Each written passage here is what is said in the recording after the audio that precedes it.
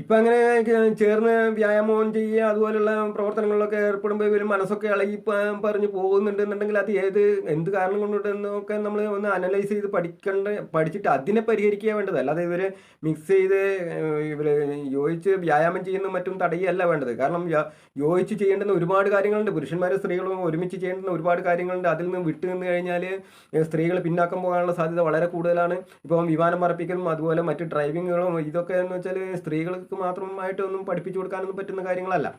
അപ്പോൾ ശരിക്കും ഇങ്ങനെ ഒരു ഇളക്കം തട്ടുന്ന മനസ്സൊന്നും ഉണ്ടെന്ന് എനിക്ക് തോന്നുന്നില്ല. അത് എങ്ങനെയാണെന്ന് അറിയില്ല അതിനെ പറ്റിയിട്ട്.